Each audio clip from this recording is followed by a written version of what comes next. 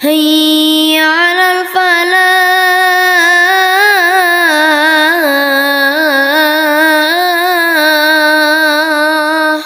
Satu.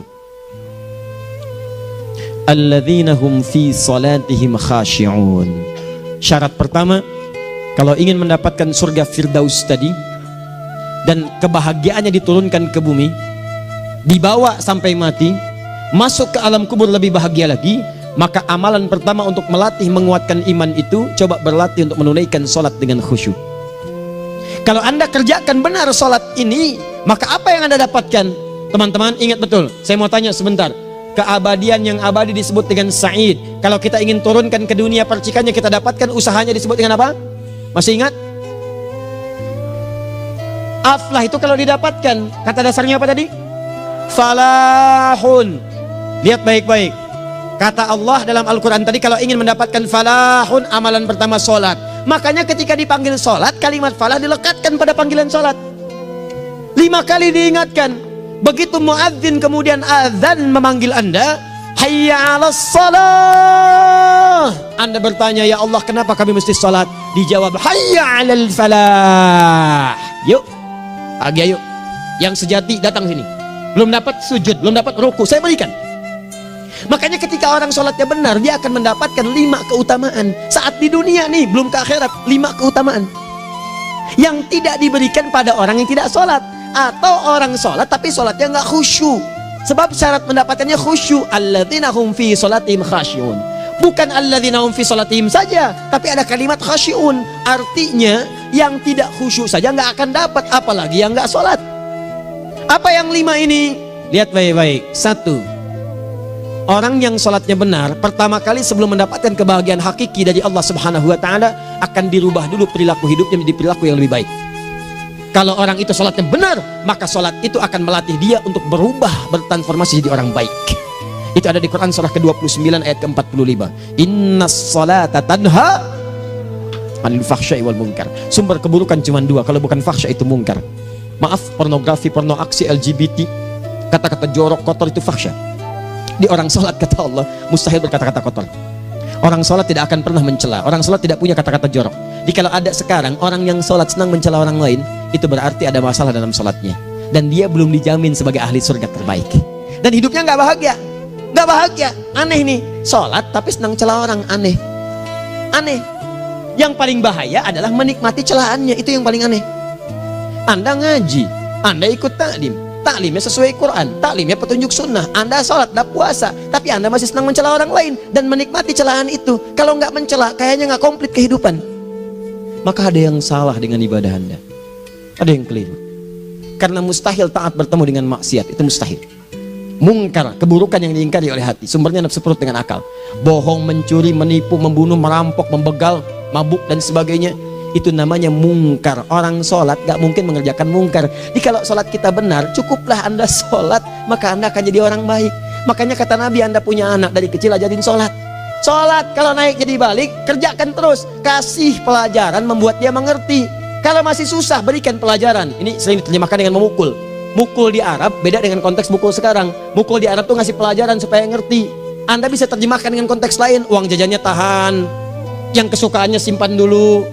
Bisa dengan konteks kekinian, tapi poinnya kenapa anak Anda dari kecil ajarin sholat, sampai kenalkan dengan masjid, ajari 3 tahun bawa ke masjid, kenalkan dengan masjid, gak ada masalah lari-lari itu sebelum waktu sholat. Kenalkan dulu.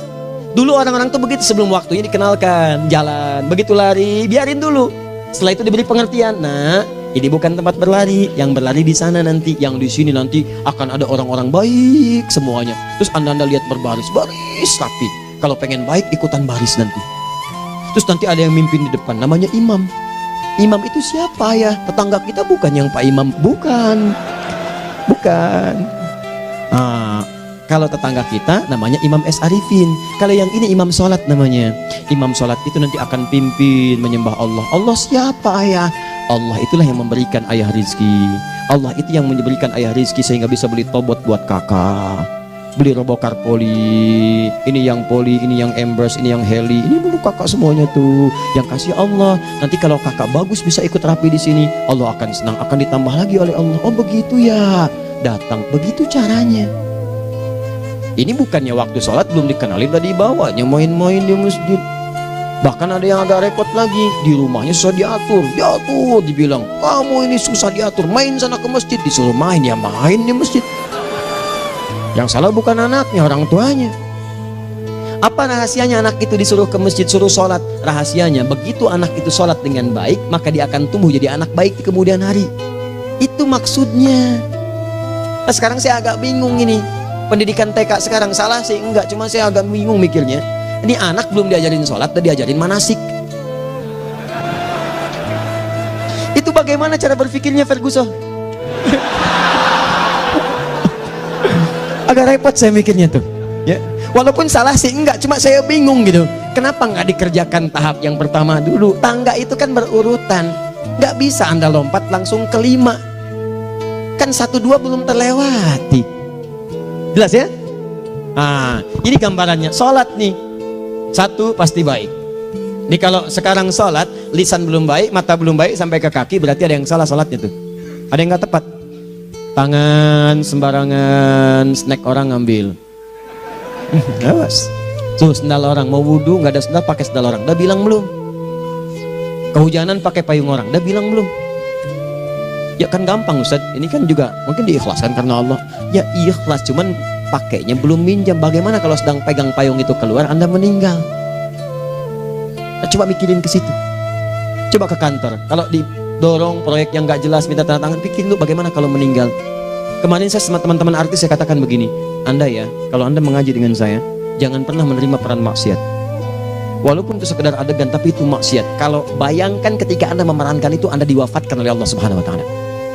Maka demi Allah saya katakan, tidak ada faedahnya Anda ngaji sekarang, ngaji besok. Ketika Anda menerima peran itu, Anda wafat dalam keadaan bermaksiat di hadapan Allah Subhanahu wa Ta'ala.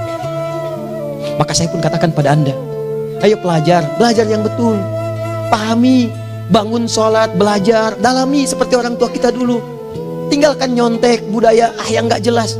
Rasakan ketika nyontek Anda wafat, apa yang Anda dapatkan? Di Libya itu kalau nyontek, di Libya ya, di saya pernah sekolah di Libya nih, itu kalau nyontek dibiarin aja dulu, dan rekornya 100% ketahuan. Begitu sudah selesai, cuma jeda 2 jam, langsung ada panggilan, si fulan silahkan datang ke kantor. Apa yang disediakan di kantor sudah siap. Anda diberi waktu 2 jam dari sekarang, siapkan beres-beres koper Anda. Di sini tertulis Anda akan pulang. Tiketnya sudah lengkap, dikawal 2 orang. Dituliskan di situ anak ini nyontek gak boleh kembali ke sini. Libya. Gak ada, zero tolerance bagi yang seperti itu, keluar. Kami gak terima di sini. Harusnya begitu. Gak ada faedahnya. Yang kita butuhkan amalan dari ilmu, bukan nilai-nilai itu sementara. Gak ada. Sudah.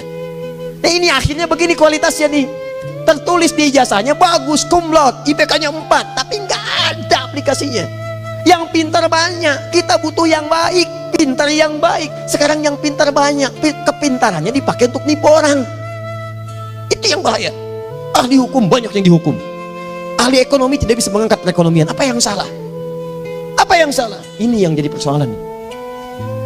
Tapi dasar manusia, begitu di sidang mulai pakai peci, pakai baju koko, pakai tasbih, ada yang pakai kerudung. Luar biasa. Nih 2, orang kalau sholatnya benar, Allah akan berikan ketenangan dalam jiwanya. Tenang hati.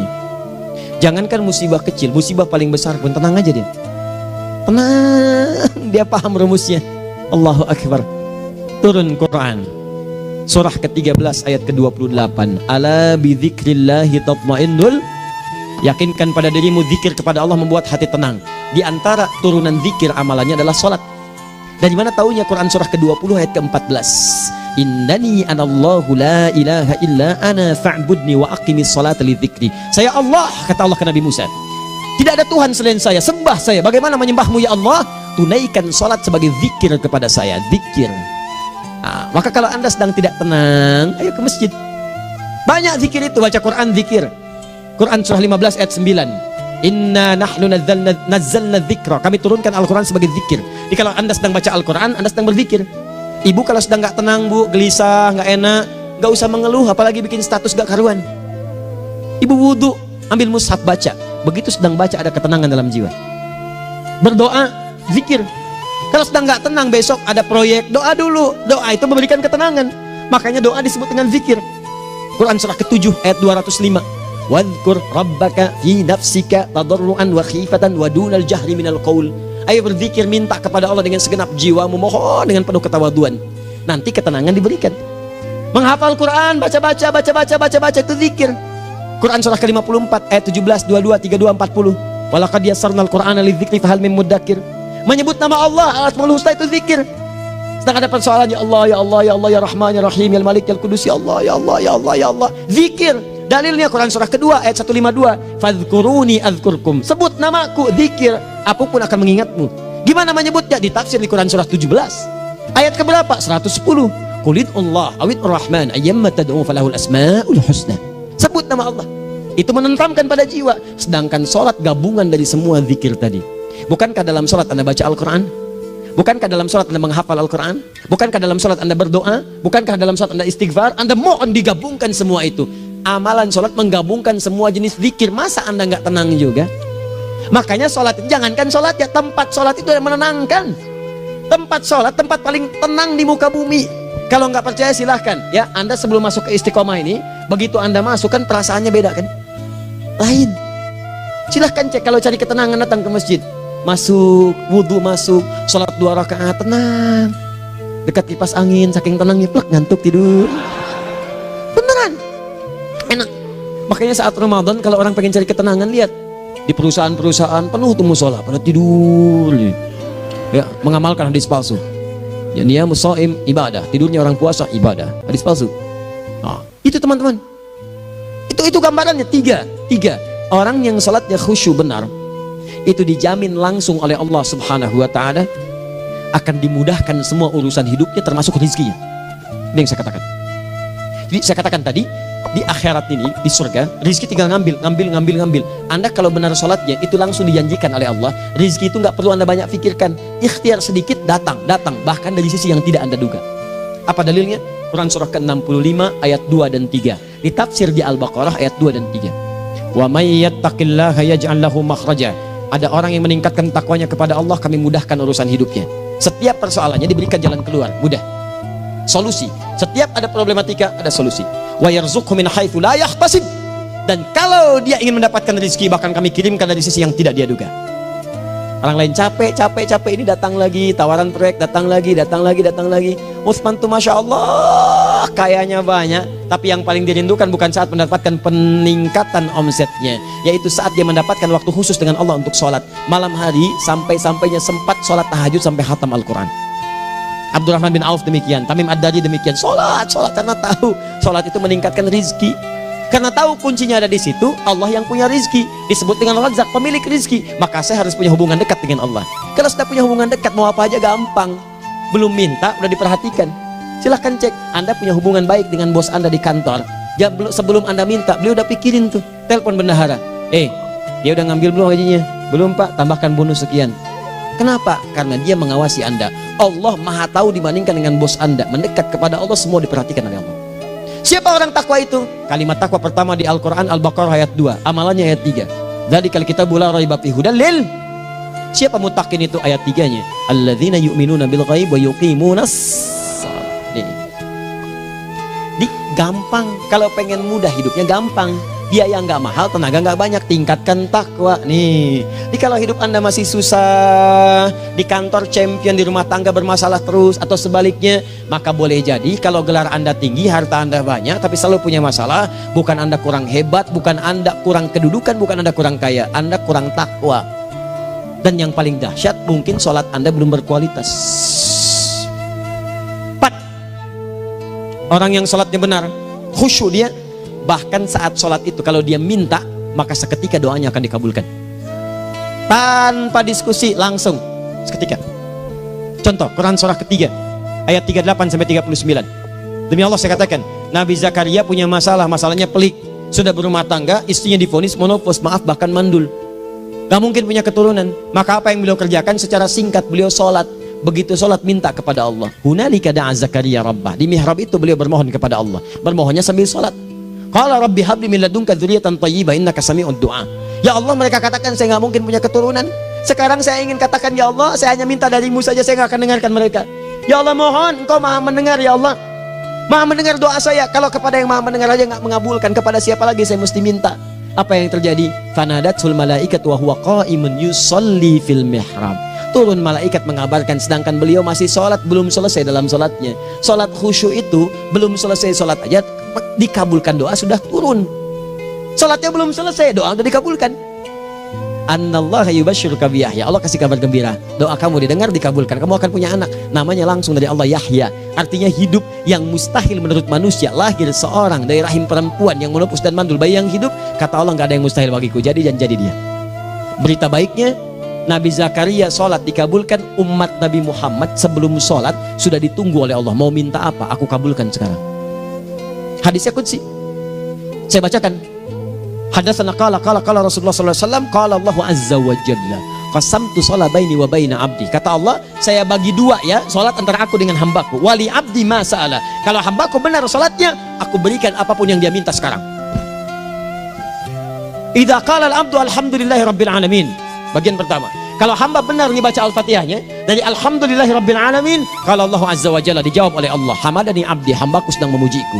Wa idza qala ar-rahmanir rahim, jika hambaku berkata ar-rahmanir rahim, kalau Allah azza wa jalla athna alayya abdi, hambaku sedang menyanjungku. Wa idza qala maliki yaumiddin, kalau Allah azza wa jalla majjadani abdi, kalau hambaku mengatakan maliki yaumiddin, kata Allah hambaku sedang mengagungkanku. Perhatikan sekarang. Wa idza qala al-'abdu iyyaka na'budu wa iyyaka nasta'in, jika hambaku berkata sekarang, ya Allah, kami sekarang ibadah, sholat menyembahmu, dan kami sekarang sedang punya masalah, kami hanya minta tolong kepadamu ya Rabb. Apa jawabannya? Beda dengan sebelumnya. Kata Allah, hadza baini wa baina abdi, inilah perjanjian antara aku dengan hambaku. Wali abdi, kalau hambaku benar khusyuk sholatnya sampai detik ini, baru sampai Al-Fatihah itu pun belum tuntas, baru sampai Al-Fatihah itu pun belum tuntas. Kalau benar bacaannya betul, sholatnya dari takbir sampai dengan selesainya, sampai ayat itu, iyyaka na'budu wa iyyaka nasta'in, kata Allah, masalah apapun yang dia minta sekarang aku akan kabulkan. Besok saya kasih rahasia yang di KBP, ada awal pembuka di awal sebelum Al-Fatihah yang kalau anda benar bacanya itu pengantar kepada pengabulan doa di Al-Fatihah. Apa itu? Besok. 5. Yang kelima ini yang paling diharapkan, dan ini penutup dalam kajian kita malam ini. Teman-teman sekalian, perhatikan baik-baik. Jika anda benar mengerjakannya, maka Allah akan jamin langsung anda akan mendapatkan kesuksesan dan kebahagiaan di semua aktivitas anda. Kalau jadi suami yang sukses, rumah tangga yang bahagia. Kalau jadi pegawai yang sukses, dan di kantor bahagia. Masih ingat? Kesuksesan yang menghadirkan kebahagiaan, konteksnya dunia disebut dengan falah, dipegang disebut dengan aflah.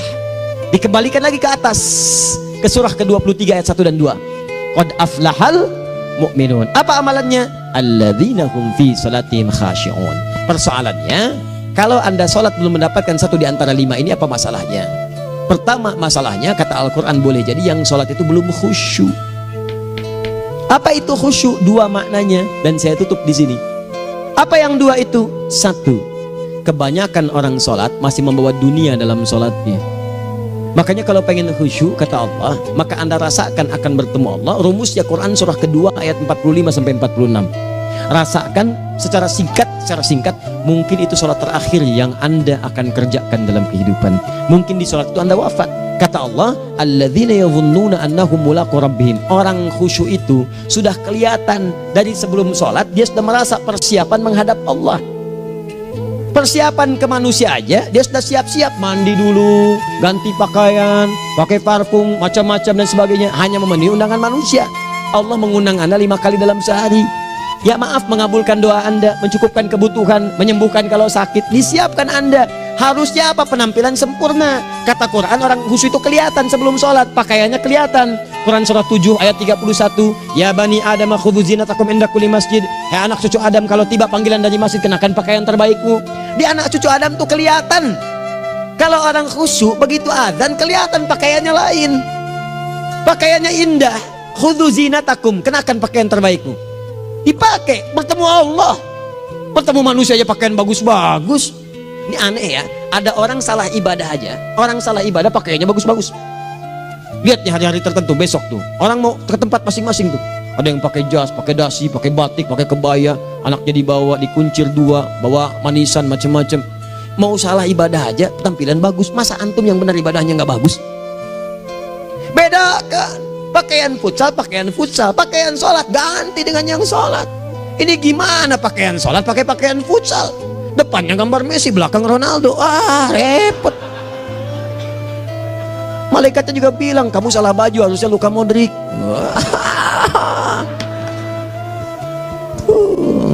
Apalah saya. Ayo mau tanya apa? Mourinho dipecat saya tahu. Lagi nganggur sekarang, ditawarin Benfica dia nggak terima. Sekarang jadi dia komentator di beIN Sport. Nanti sebentar lagi dia akan komentari laga Saudi dengan Qatar dan komentari laga Arsenal dengan yang Sahih. Digantikan oleh Solskjaer. Dia super sub dulu. Ya, super sub. Ya, the baby assassin, ya pembunuh yang berwajah baby face. Masuknya di akhir-akhir. Gol. Sekarang melatih dia 5 kali kemenangan, belum kalah sama sekali. Saya hafal itu. Tapi masih di urutan ke-6. Tapi jaraknya ke yang keempat itu tinggal 3 poin lagi. Hafal saya. Liverpool tahu cuma 4 poin sekarang bedanya. Kemarin 7 kalah 2-1 sama Manchester City. Walaupun banyak analisis yang menyebutkan mungkin itu diberikan saja gitu kan. Karena ada yang lain-lain. Hafal kedua Manchester City. Hafal saya. Ayo mau tanya apa lagi? Tottenham Hotspur ke bawahnya. Ada Chelsea, ada Arsenal, baru kemudian Manchester United. Liga Italia, wah udah gak kekejar Juventus. Ya, apa lagi? Dan seterusnya lah. Gak ada ujungnya bahas yang begituan. Jelas ya? Maksud saya, Anda tanya itu saya jawab. Tapi tidak menghilangkan ibadah kita yang lain. Dan apa ruginya? Ya tahajud lah. Apa yang bisa dikerjakan besok, lihat besok. Ya kan tahajud kan bisa besok. Ada orang tahajud jam 10 pagi? Gak ada. Lebih baik Anda kerjakan malam tahajud. Yang tidak bisa dilihat malam, bisa dilihat besok. Cara berpikirnya bagaimana kalau besok meninggal? Gak kesampaian teman-teman sekalian. Gak kesampaian. Nah maka dari itu, Anda kalau mau ada panggilan sholat, siap-siap baju yang bagus. Terus sempurnakan. Anda panggilan orang mandi, panggilan Allah, buka Quran surah 5 ayat 6, sempurnakan wudhu. Ya ayyuhalladzina amanu idza qumtum ila shalah faghsilu wujuhakum, wudhu yang baik. Berpakaian yang rapi. Kenapa? Karena boleh jadi saat dipanggil Anda wafat saat itu. Maka wafat Anda dalam keadaan yang suci, dengan keadaan tobat, dengan pakaian terindah pada saat itu. Yang kedua, maaf, orang-orang kurang khusyuk itu saya tutup.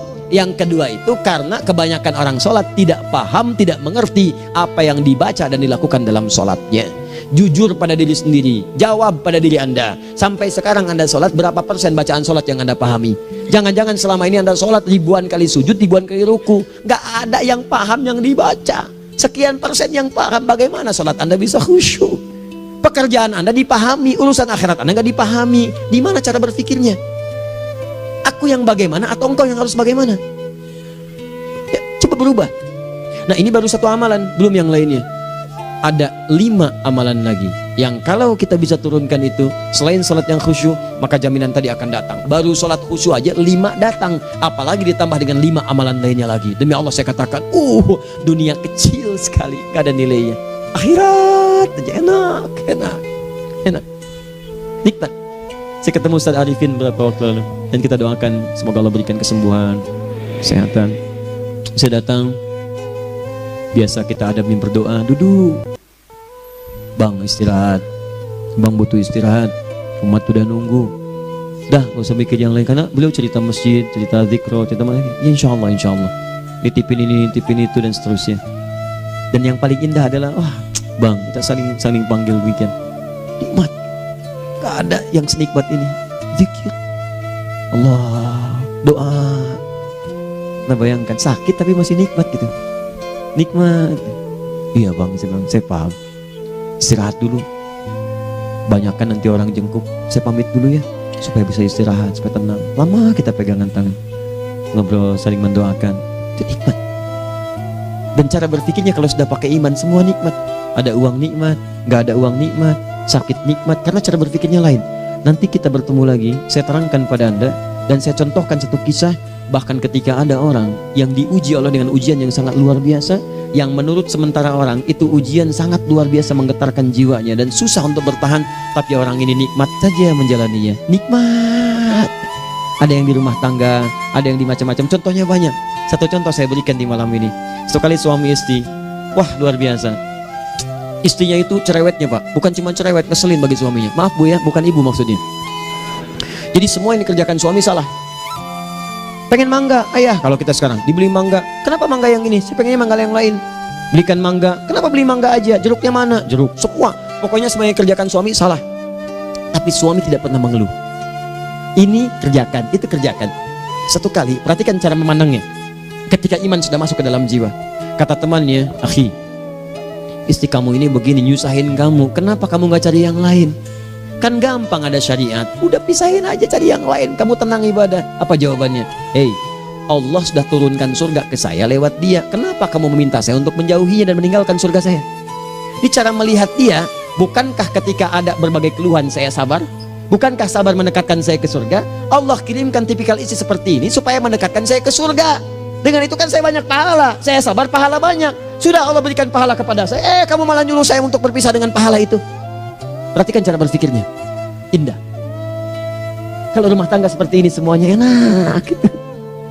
Suaminya biasa-biasa, istrinya cantik luar biasa. Begitu berdandan kelihatan kata suaminya, Masya Allah, wajahnya tak berpaling, mata tak berkedip. Kata istrinya, ya zauji madhabik, sayang kamu kenapa? Wallahi syakiran lillah bihadari, demi Allah aku bersyukur mendapatkan istri secantik kamu. Kata istrinya, nahnu fil jannah zauji, kita berdua di surga. Kata suaminya, kok bisa begitu jawabanmu? Iya, kamu bersyukur dengan keadaanku, aku bersabar dengan keadaanmu. Catat. Bukankah orang syukur dan sabar di surga? Tuh lihat, canda-canda orang-orang soleh itu begitu. Nikmat ketawa walaupun nyelekit di hati. Cuman bawaannya enak gitu. Nah, nanti itu ada tuh, nanti saya turunin tuh. Yang di rumah tangga, yang ini, yang itu nanti. Kapan? Pertemuan berikutnya. Ya, jadi kita cukupkan dulu di malam ini apa yang kita pelajari supaya nanti nggak terlampau banyak kita dapat materi. Cuma sayang sedikit mengamalkan. Saya sudah tuangkan di sini. Banyak saya tuliskan termasuk di keluarga, di macam-macam. Ini saya tulis tapi silahkan Anda baca. Kalau ada manfaat silahkan dapatkan. Kalau ada yang kurang silahkan sampaikan untuk dikoreksi. Semoga Allah muliakan kita semua insya Allah. Sekali lagi, perbaiki hidup. Jangan banyak mainnya. Dan sudah, jangan banyak membuang dengan yang sia-sia apapun yang dihadapi. Sekali lagi, tolong jaga kondusivitas, bantu negara kita, ketertiban, keamanan. Kalau saya menyampaikan sesuatu ada singgungan dengan yang kekinian, itu maksudnya koreksi masukan-masukan supaya diperbaiki. Tapi tetap dalam urusan pemilihan kita punya pilihan masing-masing yang tidak boleh dipaksakan. Jelas ya? Baik, jadi ya saya sampaikan sekali lagi. Pertama, pilih mana? Anda dipaksa harus ikut, atau yang kedua, kita bebas memilih sesuai. Dah. Sudah ya. Jadi kita akhiri. Subhanakallahumma bihamdika asyhadu an la ilaha illa anta astaghfiruka wa atubu ilaik. Wa akhiru da'wan alhamdulillahirabbil alamin. Berjumpa besok sesi terakhir fikih ikhtilaf di Masjid Ar-Rahman Kota Baru Parahyangan. Assalamualaikum warahmatullahi wabarakatuh.